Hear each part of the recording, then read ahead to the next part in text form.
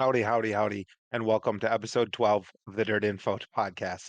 This week, we'll break down Lucas Oil from All-Tech, recap the mods from Volusia, and also probably give some predictions for Big Gator Week. We'll then quickly touch on the Texas Showdown and Ernie Mincy Early Thaw. And then, as always, we'll send you home with one for the road. With that, Julian, where can they find us other than where they're watching us right now? Yeah, so if you would like to follow the DirtInfo Podcast on social media, you can follow us on TikTok, Twitter, Facebook, might be on Instagram too. We are. Josh, we're also Yeah, on we're Instagram. on Instagram. And then if you'd like to listen or watch us, you could have YouTube, Facebook, Spotify, and also Apple Podcasts, which is our newest edition. So that's really fun. Yeah. We've made ourselves really easy to find. If you want to follow us and support us, we're everywhere, and we appreciate all the support. So thank you very much. I'll also touch if you like what you're seeing, please share with someone. Honestly, we notice every week that one share goes a long way. So any little bit you can do to help spread the word, we'd much appreciate it. So we appreciate everyone watching. And with that, Lucas Oil from Alltech, huh? That was fun. It didn't look like it was going to be very fun after like the first night, and then it ended up being just fun all 3 nights. I mean, I've never seen so many late models hit the wall, but the racing was crazy. The track was crazy. I mean, Jonathan Davenport said he loved it. He had a lot of fun, and I mean, he's not scared to just say he doesn't like a track. So I think Yeah, that's he's the hard to problem. impress. Yeah. Yeah, we've heard what he says about not stuff.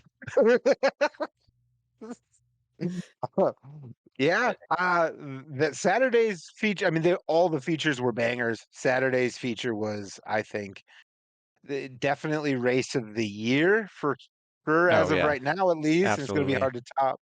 Yeah. I mean, just the whole race in general. Like sometimes you get a good finish and the rest of the race is okay, but like that whole race was like insane. Like there was 4 or 5 different leaders. I mean, Hmm. there well, was so much stuff that happened in those 50 laps. I went back and watched actually Flow Racing on YouTube. They posted it the race of the week, so you could actually, if you, for whatever reason, if you don't have Flow, you could actually go back and watch the whole Oh, feature. nice. But I just watched like the 8 minute highlights they did of it, and it was hilarious because James Essex just like started losing his mind and he couldn't keep up with everything going on because there's so many leaders at one point. And I think it was like when it was towards the end of the race, but like Davenport just came out of Oh yeah, nowhere, on the and bottom. then he's like Baha'd it into turn 1 and 2 on 4 wheels, and almost took the 4 wheels off the ground. And almost took the lead. Then early in the Yeah. race, Garrett Alberson, I mean, he took the lead early from Overton, and then Hmm. he went straight backwards. We were kind of chatting about this in Discord. I think Alberson probably had harder tires on or something. I mean, he kind of fired well, then he Possibly. fell off. But then he And came I Come think, back towards storming the back. end. Yeah, he was Yeah, towards the end. He yeah. was back there then. Yeah, finished yeah, fourth. Yeah. well, he was looking really. He could have maybe won it if he didn't have that contact with RTJ. I think Oh Yeah. yeah. Alberson might have. Well, I Oh, mean, everybody sustained some contact in that race. So, hard to say if that didn't happen. One thing I did notice too, like all the guys that the podium all went plus 10 or more. I was I just guess gonna mention that. yeah, All started outside yeah. the top 10. Yeah, that's crazy. And I mean, I don't know where RTJ had started. He's obviously not. I didn't dig all the way down to the bottom to see where he started, but he kind of came forward a bit too, I thought, and he was anywhere from first to sixth on a given lap towards the end. So I mean, that was wild. I just yeah. I mean, if I had to say anything, we had to wait a long time sometimes to get that feature, but that feature was totally worth the wait. It's hard to argue with what you got. I mean, the track prep was it felt a little excessive, but it wasn't. For what you got, it wasn't. It was the perfect amount. So, well, then um, Tim McCready, he was like out of nowhere at 1.2, and he almost like he was up to second at one point. And I mean, yeah. that was the last Lucas race he won, I believe, in Mhm. Yeah, All-Tech last year. On the yeah. He won a you- prelim thing at Lernerville, but I think that was those split feature deals they got going on. So yeah, it yeah, was probably his actual full field win was All-Tech a year ago. yeah. Yeah. Hey, McCready not only coming forward, but on the top. Like not his normal place of doing business. So, And yeah, they did say that was like a vintage McCready up on top. I remember them saying that on the broadcast. But something else we touched on last week was Dalton Wilson, maybe running Ford of Outlaws, maybe running Lucas. I think he's going to run Lucas yeah.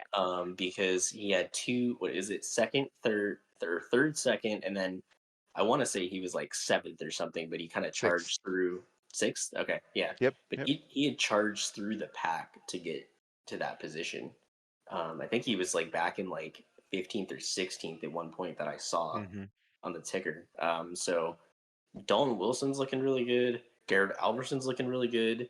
And then Devin Moran gets his first All-Tech win, which was really interesting too because the Flow team, they put up a graphic about like the top four guys or something who had won at All-Tech or ran well at All-Tech, and Devin Moran was the only one that didn't have a win on it. And then he ends up winning the race. So you have him, RTJ, obviously. Yeah. Overton seems a little off outside of that qualifying effort. Yeah. Not sure what's going on there, but I mean, Yeah. Lucas is just absolutely full of killers, especially when you have Wilson and Alberson taking a step forward. Yeah, I mean Alberson is totally worth a mention. Friday, thought he was running well, maybe got in an incident. He's not on what I've got written down, but um, top 10 the other two nights, and like you were mentioning, a contender again on Saturday. So he's like so clearly taking the jump. Wilson, I said he was a non-factor at Volusia. Maybe he was just testing. Because good gravy, that was not the case here. Same thing with RTJ. I said it may be blasphemous, but he was slow. He was. He was not slow here. So I mean, it's dogfight, and JD is very clearly in the middle of it. Um, I I don't know that I've seen him get that rough this early in the season. That was the one thing that I was like, it was Friday night and then it was Thursday night. I'm sorry, I had my days wrong, but it was a little rough on Thursday. RTJ roughed up Wilson. I think Wilson made a comment about it. He ended up finishing third, and he was like, "Well, if I hadn't eaten a couple of quarter panels along the way," um, and that was night one. Night two, it got even more turned up, and I mean, night three was bonkers. And it's gonna be those same 6, 7 players just night in, night out, just throwing bombs. I'm so And excited. they Wilson said on Saturday, he's like, I tried to get him back for Thursday. And he's Oh, like, but I think I just made him mad. And then he Yeah. drove off into the sunset. But Yeah. I mean, it's like I think that's something maybe the World of Outlaws is kind of missing, that kind of little bit of spice between the drivers where you've had the RTJ JD aspect. I don't think it's anything that's gotten like crazy like, but there's just a little bit of like little spiciness between the drivers there. It kind of Mhm. like, they rub doors sometimes and things like that, and Yeah. so it makes it fun. It's nothing over the line though, like you're just dumping guys into the fence. But Yeah, nothing egregious. I would say hard racing on the maybe on the fence of maybe a tad bit reckless, but I wouldn't say anything egregious. It just occurred to me too, there's always been some complaining ever since they announced that sort of big River Steel, Big Four, that NASCAR tournamentification of the season. But we've got 6, 7, 8 guys fighting for 4 spots, and the winner of one of those guys is going to walk away with, I think it was like $250,000 or something. It's some astronomical amount of money now, and this could be 7 of the 10 best late model drivers all racing with Lucas, fighting for 4 spots for the entire season. I mean, like it or hate it, they've got the star power, and it's gonna be we wild. didn't even mention Brandon Shepard, and I No? mean he's been Well, you had mentioned Outlaws. I'm like, he's sitting second in Outlaw points. Maybe it's not yeah. so set in stone, He might man. be better off going to Outlaws at this rate. Yeah. Well, like kind of to he your point, Outlaws feels like Bobby and the gang. I don't mean Bobby and any offense friends. to any of the other guys. Yeah, Bobby and friends. That's what it feels like. And so, uh, maybe they have a reason. Maybe Shepard has a reason to go, and then that throws the Rookie of the Year thing wide open, right? Because Dan goes with the house team. He's run all their races. Well, if Well, McIntosh, because McIntosh is supposed to be following Lucas, so Ebert has competition now. But if he Yeah. leaves, then we got the same situation. It's just McIntosh gets a free Rookie of the Year. Well, Hilsebeck, I think ran Yeah, okay-ish, I made a could see feature or see two. him Yeah, yeah. maybe going to Lucas. I feel like Hilsebeck going to Lucas might make a little bit more sense. I don't know, just from competition standpoint. Mhm.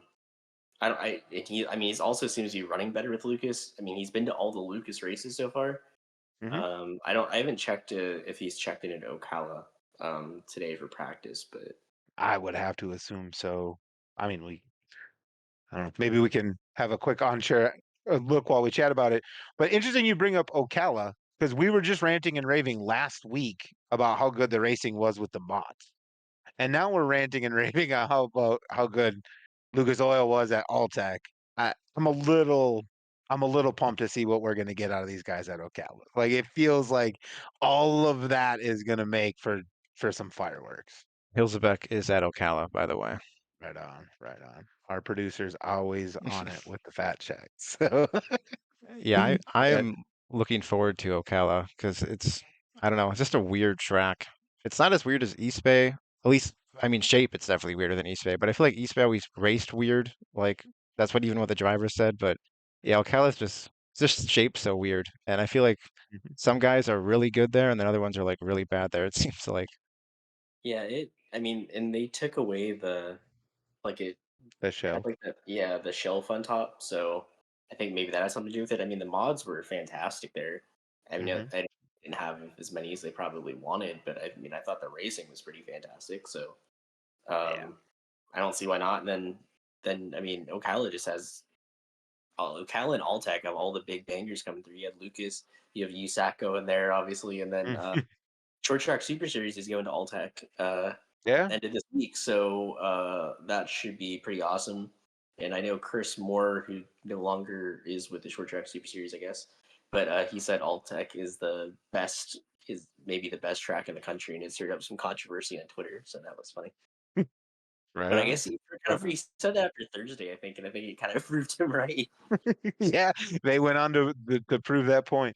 Yeah. And another interesting point is for Lucas, Speed Weeks is over after this Ocala show. So like Saturday feels like must-watch TV. I don't know. Just given all the things we've been talking about, like they're gonna go home for a month, probably two, because those shows in March at Brownstown and Atomic seem to always rain out. Yeah, So those are they might, most likely rainouts. yeah, yeah. So it's probably, I mean, so you can hurt some feelings on Saturday, and rest assured, by 2 months, hopefully cooler heads will Yeah, prevail. So yeah, this will might be our last Lucas race till April, so way. yeah, yeah. So all that excitement just to hurry up and wait, I guess. And I But feel like we've had some good Ocala races. I can't remember I think there was one with Moran a couple years ago, but there's been some good Lucas Ocala races.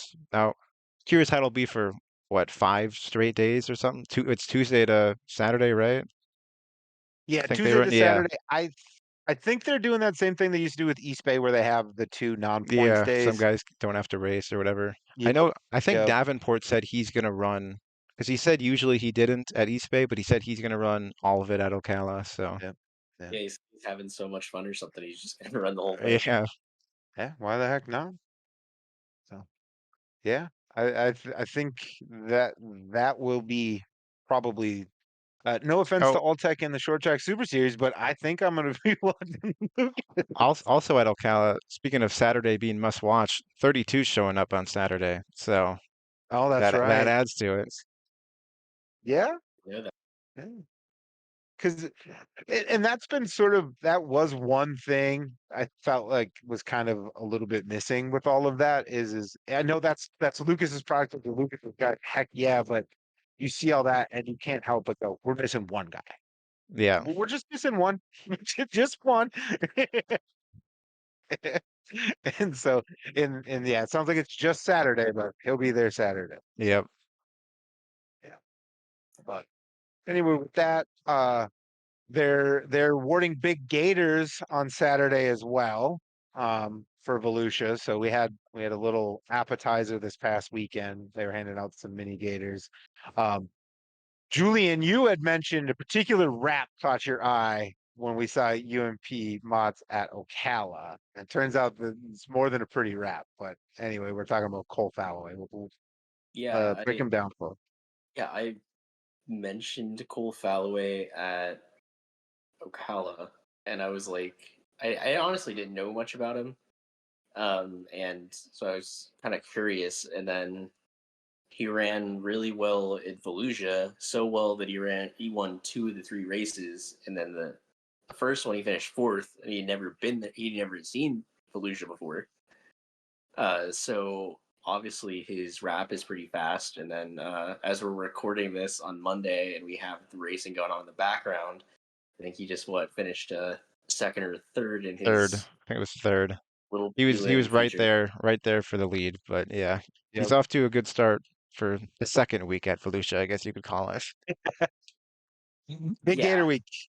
Yes, that week. Yeah. Yeah. And yeah, and I mean, we also got some more spice between Kyle Strickler and Trevor Neville. That was kind of fun too. Those guys went at it a couple times and had some words for each other, put each other in the fence a couple times. Yeah, that was on Saturday, right? Yeah, It was the big the culmination was on Saturday. Yeah. But I do want to circle back to Cole Falloway because obviously he won two of the features, and Saturday was sort of the big feature for that week. But Carter, Julian mentions his rap. Turns out you've seen him win a race or two. Yeah, I saw him. So the first time I saw him win was the first ever Illinois Speed Week, which is more the late model thing. But they have mods obviously as a support class, and he won at Farmer City, which I don't remember anything about that race, but he did win it. The only thing I know is that Nick Hoffman left to go to Lawrenceburg for 10 grand, and Nick Hoffman won 3 out of the 4 that week, and the one that he left is when Cole Falloway won. But then he also won this past year at Fairbury, which I was at, and that was one of the best races I saw all year. It was Michael Long, Falloway, and I can't remember the third guy, maybe McKinney, but they were like 3 wide. Michael Long was right there and hit the wall, and then after that, it was all Falloways, and he won 5 grand that night. So, and then the next night, which I wasn't at, he won 5 grand at Spoon River. So he had a good week. It's a good weekend. Yeah. Heck yeah. So yeah, I think for Julian and I, we're a little like, dang, we didn't know he was that good. That was a slick rap. And it's kind of grown into more. So that uh, kind of neat watching him sort of develop here in Speed Weeks for us. He's new on the scene to us, and so I guess that's what Speed Weeks is all about. So I did want to highlight him a little bit. Um, Interestingly enough, you had mentioned McKinney and Michael Long. I think those two are showing up for Big Gator Week. So that's, I think, 2 of the bigger names to join kind of all the other guys we saw this past weekend. So, what do we get? What did we get today? 102 Yep, total checked 102. in. Yep. Okay. Yeah. 11 short of 2024, but I mean, for all intents and purposes, about the same amount. About the same. That's a boatload of modifieds. And it turns out that they're even doing the sprint car fans a favor, and they're qualifying them all before the sprint cars start racing on Wednesday. So there's just going to be qualifying features when Woo is there. I was like preemptively hiding in my couch last weekend when they were doing the qualifying before the ASCS features. Because I'm like, if I look on Twitter, somebody's going to be complaining about this. Yeah. So they've solved for that. They're just gonna, I think they did 2 on Monday, 2 on, then they'll do 2 more sets of qualifying on Tuesday, and then the features will be set for the whole week. And then Friday, I think, is that's when they start qualifying for the big Gator feature. And so I think on Friday they'll stack them up by points and do some qualifiers. I think top 2 or 3 transfer out of those, and then Saturday is LCQs, and then the big Gator feature. So Here's something then we I think didn't talk about with the mods and it's kind of going into the big gator week is somebody that didn't perform well last week was Lucas Lee. He was Yeah. he didn't I don't think he made Saturday. I think he was way towards the back the first 2 nights Mhm. maybe. But he qualified well before we recorded this. Well, they did 2 qualifying sessions. I think he qualified well in both.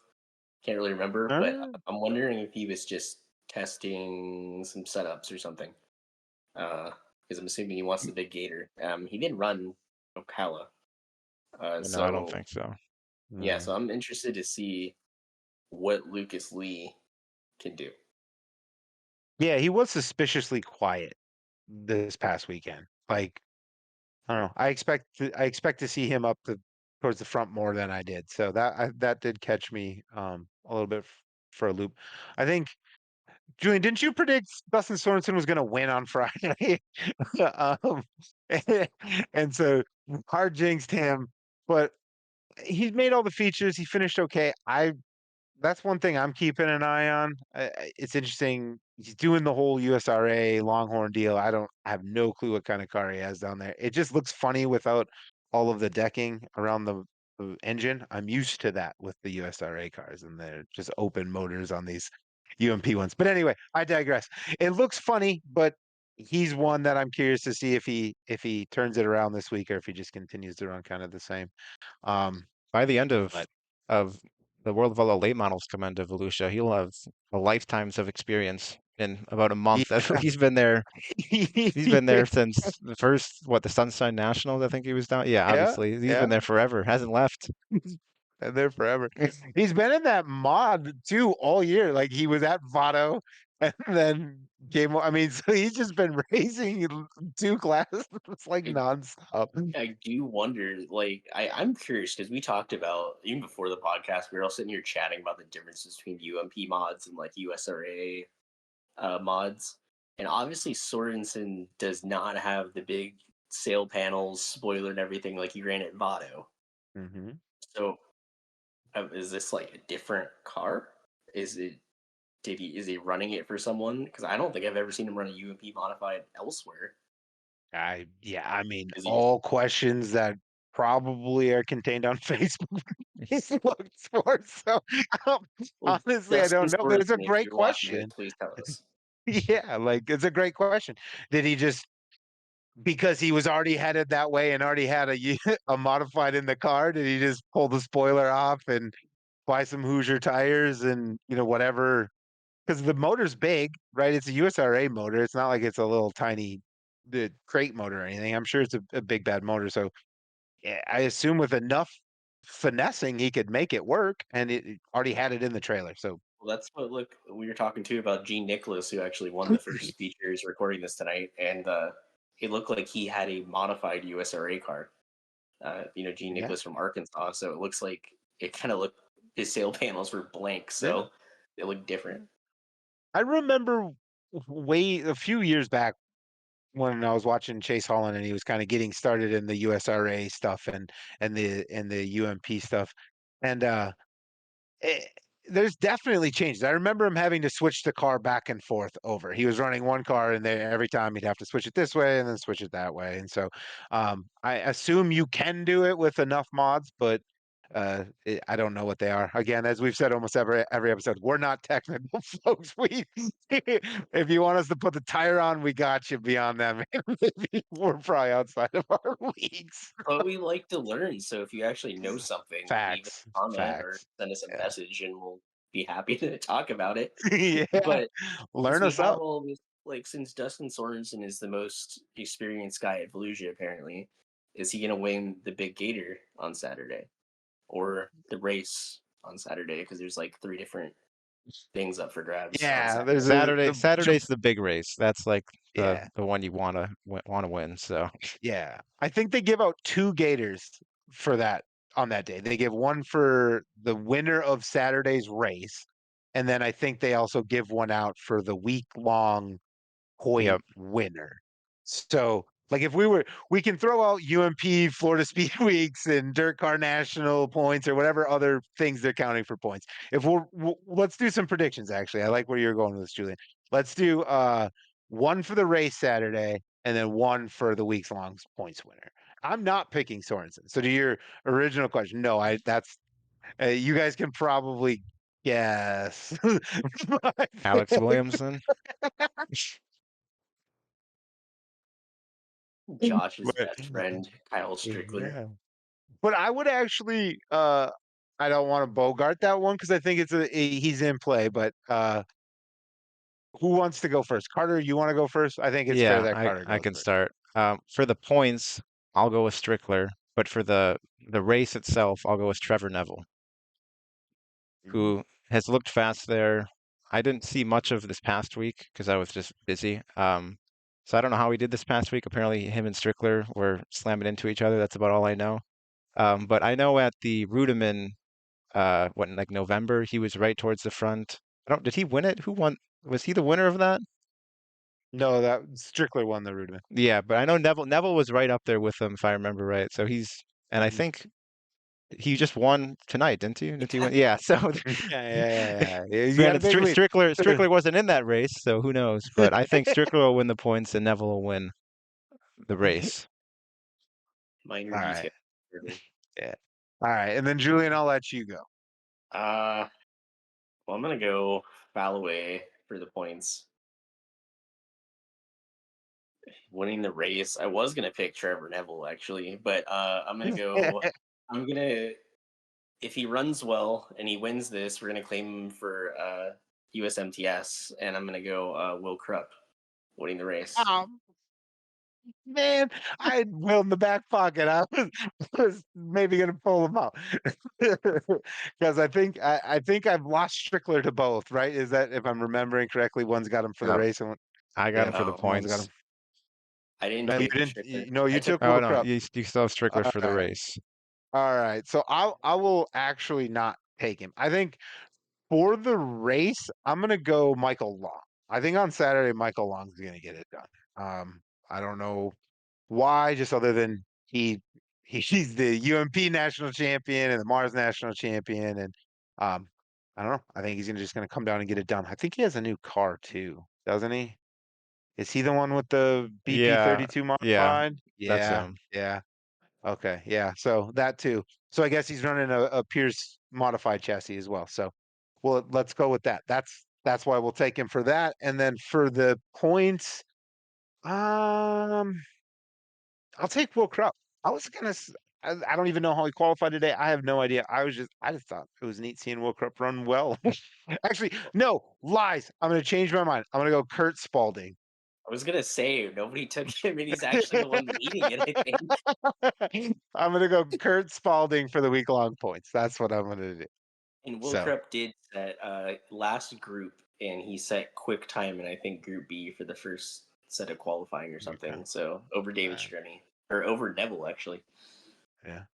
That was probably the biggest thing I noticed this past weekend is it was like the same five guys all 3 days almost. It was Fallaway, Strickler, Spalding, Stremme, and Krupp. I think Thursday Krupp wasn't up there, but the other 2 days he was, and the other four were. So I think you could pull any five of those guys and feel comfortable that they're going to perform pretty well this week. So, um, but anyway, I think with that, that's a good way to probably wrap up Volusia. Julian, you had told us about is it 37 Texas Showdown, I-37 Texas Showdown. Um, so I'll let you deliver the news of the winner since you're the one who've been keeping us honest on this one for about a month and a half. Yeah.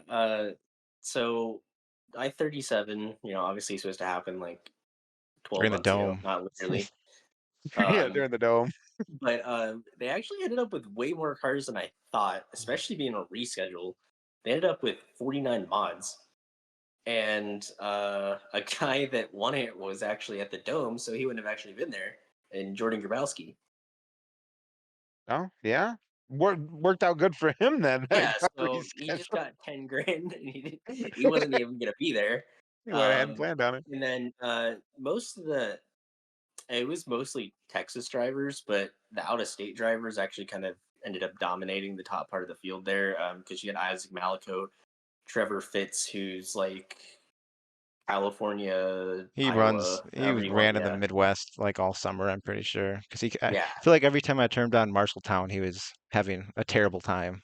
not like because of his own fault, but just getting caught up Well, in everything. Well, he was the West let's Usually, say Coast that. only guy in California up until last year, and then he picked up a win Oh, at Boone, and he won. What was five it? thousand at Davenport, he won. Davenport.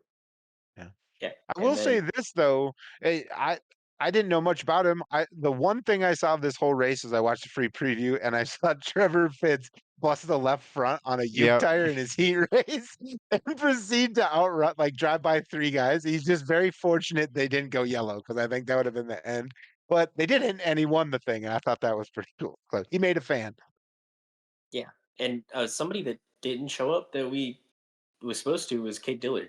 I Oh, don't have any insight into what happened. I didn't hear anything about it. yeah. But Stephen Whitaker in that car ended up finishing 7th plus 6. So I mean, it wasn't too Yeah. bad, I guess. Cade Dillard was scared of the IMCA guys. That's what happened. Yeah. That's what I'm hearing. Those So Brand X race cars. Yeah. We'll claim Cody Thompson for USMTS since he got a 4th place finish. you can't Yeah, claim fair him. enough. He ran for like half a year 2 years ago. Counts. Like, counts. Count it. But anyway, the other races going on this past weekend and wrapping up for us, we've been covering it for a few weeks now, is the Ernie Mincy Early Thaw. Um, I'll just run through the sort of the results real quick, and you guys can throw out anything that catches your eye, either mid sentence or at the end. But for mods, Colin Hibden won the sort of 2 week long points. He also won the walk off on Saturday in the mods, and then Troy Morris Jr. won the other 2 nights. So it was kind of the Troy Well, Morris Jr. and I actually did this for the Dirt Info dish that I wrote for this morning, and it was they both finished first and second on all 3 nights this week. nice. So it Yeah, was the Hibden and Morris show for sure. Um, absolutely. yeah, Yeah, and then I think the Dylan Thornton show in late models, he won the last two and then won the week long points as well. IMCA guy Um, beating up on the Wissota late models. Yep, in an open in an open in an open late No, model he's got a is beating restrictor up thing on on the it. Wissota He's got a restrictor. I saw he had a post saying that it's like a Wissota late model, like motor or guy. whatever. So How the tables have turned, huh? He went from the crate. Sometimes you're the crates, sometimes you're not. Anyway, I digress. I think the other big headline for Julian is Rob Mosley showed up. Mr. Rob Mosley, the show, showed up and proceeded to win. He won Saturday's feature. that was kind of out of nowhere. I didn't expect to see. I think Josh Kane was actually at I-37 He was. So I in a don't know if he mod- just dropped Mr. in a Rob off on the modified and way like or what. stock car, and then so I mean like the I got crew split up. yeah. They But got yeah, pulled. Mister, I think he finished well on was it Friday, and I then couldn't find the results. I have no clue. he won on Saturday, I believe. Just double checking. Yeah, he won. He Yeah, he actually won. He beat won Saturday. Jake Smith, Minnesota guy. Yeah. In the Well, Jake Smith got the last laugh. He won the series points. So there's that. Yeah. well, That's because Rob was only there for Yeah, I was one day. gonna say. Anyway, uh, and the um, funny thing is, I mean, we have our own little Mister Rob emoji in the Discord, so we do. we We do. love Mister Thanks. Rob. Thanks to you. Um, And then wrapping up the last couple classes, Mike Albertson took home the stock car championship. A little bit of a surprise over Shelby Williams, who's become a podcast favorite. Shelby Williams did win Saturday again, so he's up to I think 6 total wins on the season. The Shelby counter keeps going up. On the new Um, chassis. on the new chassis, the home built. Yes. Um, Dexton Cook won 2 out of 3 in the tarantula. James Trantino won the other one in super stocks, and then Cook was the series champion there. And then Ryan Peary took home your sports mod championship. So um, And we have to touch on super stocks real quick. Obviously, Dexton Cook won a little bit of super stock news that dropped today. The super stock series is going up to Thunder Bay, their first trip to Canada. Just International dropped series, on they the said. podcast. They're now an yeah, international series. they're now an international series. How about that? We're gonna have to So go. road trip. That's a bit of a haul, don't you think? It's probably We've worth it though. driven further for less. They We've have the all national, they have driven like further national for less. champions that run there weekly. Yeah. That is like I the don't know. boon. We Like, should do that as as a show. I don't know. Something to think about. We should put that in the hopper. Except they run Maybe on a I would not go. as On a super They have the Wednesday, best so V mod field in the country. They have super stocks. They have like Cool Chernosky, the mods up there, and they have like 500 modifieds on a weekly yeah. basis. And they have they have a big, huge invitational show up there we could go up to. Anyway, we were getting far afield. It's worth it though. It's not super It stocks. is worth It's it. always worth It it. is worth it. But anyway, I think with that, it means it's what time for Carter. the one for the road, as Julian points the wrong way for me. You're up there. What are you For talking me, about? Josh is pointing the right way. Yes, It's my the one for the mirror road, effect. which I think I got this earlier this week. I ordered it during the Chili Bowl because I saw his car and I enjoyed it. Jacob Denny with his Chili Bowl wrap. It was my favorite car from the Chili Bowl, and if you have a cool car, I'll probably buy a shirt. Um, I don't even care if you're a good, not saying Jacob Denny's a bad driver, but you could be a terrible driver. If your car looks cool, I will probably get a shirt. So that is my We're getting a shirt this year. Cole Falloway's wrap isn't bad, but it's not ranked as high as you rank it. So It's the wrap of the year for me. But I did like Jacob Denny's car, the tan. That looked pretty good. yeah, I am a Yeah, big fan of it. Also, is that like old yeah. Toyota colors? That like orange and red? Is that what that is? Like where Mm, is it? Is that what it's that orange? Isn't that Um, like retro Toyota stuff? Isn't that what that means? That orange probably. and I think Sure. Let's I You're go think gonna it's have with like to a it. research throwback thing. about Yeah, I have to Yeah. do Toyota my does Toyota have research. your Kevin Thomas Jr. retro hoodie, Yeah, and you have Yeah. the tan one. I have the black one, and you have the tan one. and it's similar colors to that. Yeah, No, I just want to note it's another non-black piece of clothing. So you really are transitioning Devin to Moran changed me. I got one of his shirts in like sand color it was called, and ever since then I've gotten three tannish shirts since then. That Kevin Thomas one, Jacob Denny, and Sheldon Haudenschild. So yeah. they Well, don't. I actually because of you too, I actually designed a tan shirt for Dirt Draft. So that USAC shirt from last year, I designed that, and that was based on some feedback from y'all. So it's very similar to the one you have there, by the way. It does. That I'm proud shirt of that does one. look good. So I mean, yeah, if you're not signed I, up for Dirt Draft, you can sign up and get that shirt. Yeah, for real. Uh, but anyway, Julian, do you want to go next or should I? Um, I'll go. I have it pulled up. Uh, I'm ready to talk. This one's very weird. This is another one that popped up just before the podcast. So the ASCS has the Elite Non-Wing series that runs primarily in Texas and up in Oklahoma a little bit. Doing something a little different this year because I was scrolling through the schedule and I was like, okay, same tracks. Houston Motorsports Park in July, that's asphalt. And I was curious about that too. And I went to the comments and a driver was like, asphalt? And they said, yeah, asphalt. So I was so that's interesting. I don't know how many cars they're gonna get. That's the last remaining asphalt track. It's not the big NASCAR track in Texas. There used to be a bunch in Texas and Oklahoma. So that's gonna be really interesting. is it a points race or is it like a? like a Oh yeah, It's on the schedule. There's huh? it's on July 5th and there's a TBA on July 4th. So are they gonna run a they're dirt gonna run race? Gonna Texas go Motor run asphalt? Speedway or Circuit of the Americas. Maybe that's what we'll go day before. Hey, they road race big block modifieds once in New Jersey, so hey, and Uh, I have actually seen a sprint car drag race. All you gotta do is take the staggered tires out of it. It's not like a Do they have super to? How do modified they have where to they they push run. them took the off? stinger out of it. That would have been bad. How Yeah, do you? did they push him off? Half the race is just how fast your Running four wheeler goes. start for it's, you got a time to push to the tree. Yeah, they had a start. Hey, but that's how they do. You ever seen a drag boat race? They No, literally start with a rolling start because they have to hold on to a rope so they don't float away. Makes sense.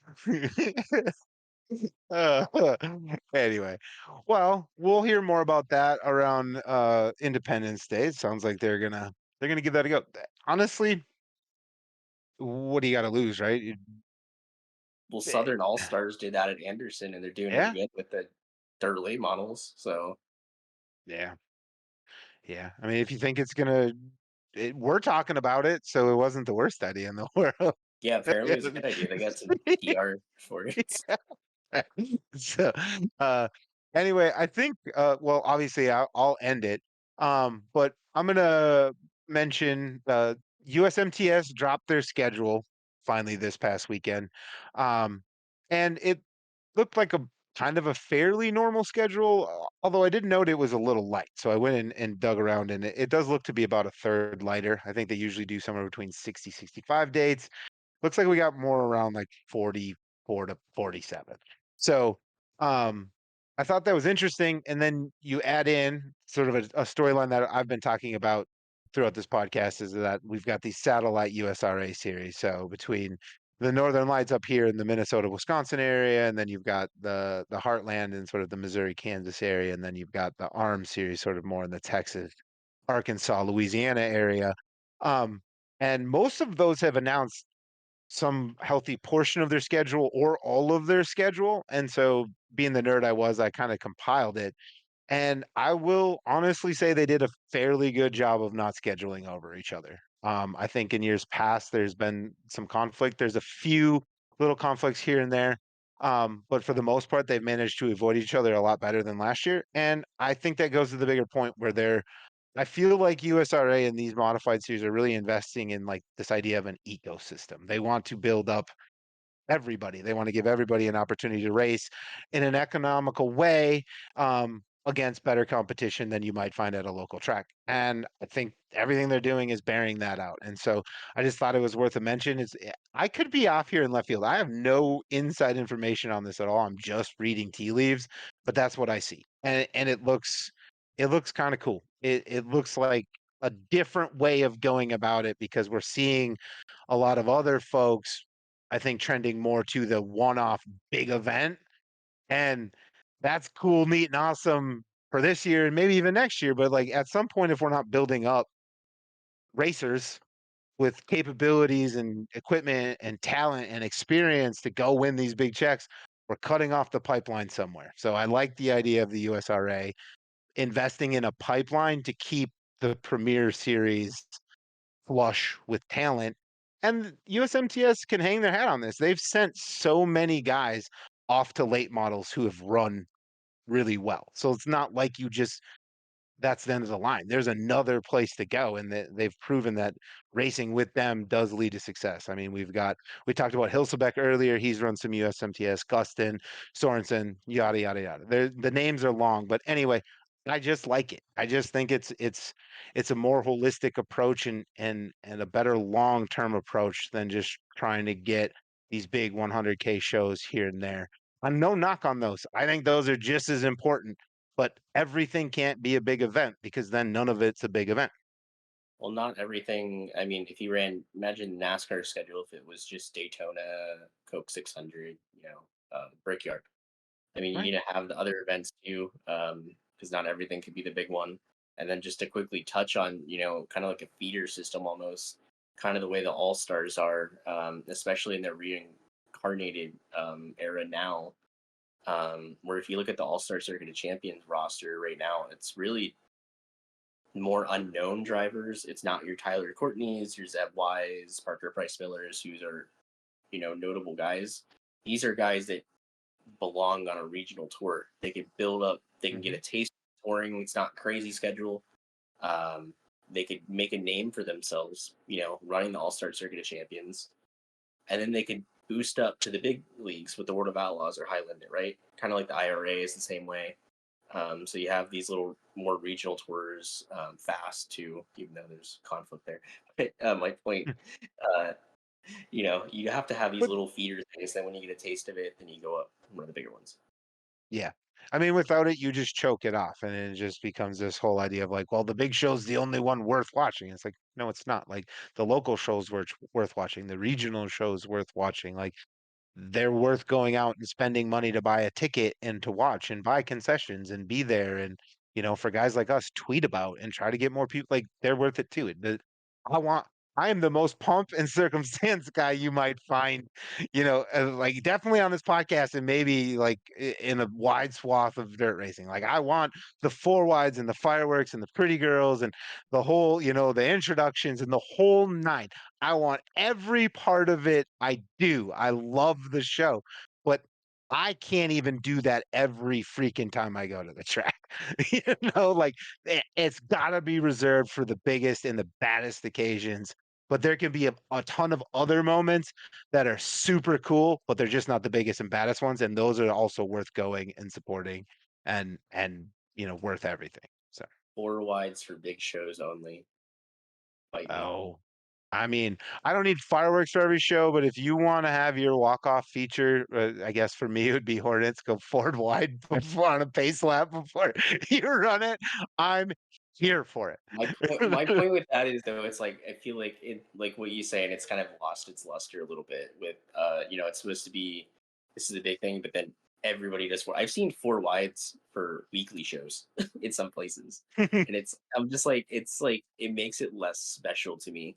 And when you have, like, I think that's why the Indy 500 is so special with the long drawn out, driver intros and things like that. It's like, you're really watching something. Like, this is special, and that's why you have these big one-off events.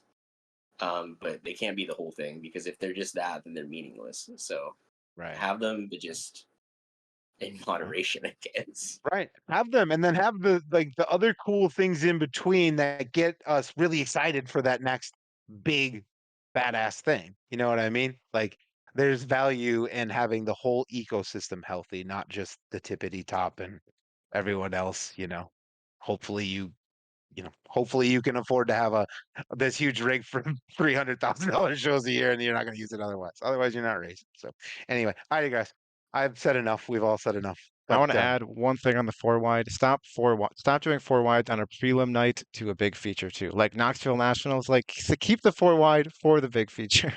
That is fair. That's that is the one worst. where I will agree with you. Like, if we're building up to something, then that four wide should be Exactly. just part of the something, right? Absolutely. I agree with that. But anyway, I think with that, we'll dip out for this week. We appreciate everybody for watching or listening, and sharing stuff. And yeah, thank you for all of the support. We really do appreciate it. Comments, likes, shares, the whole nine. We eat it up. We talk about it. We do our best to get back to y'all in a reasonably fast time frame. And yeah, we just really appreciate it all. So thank everybody for their time. And we'll catch you next week.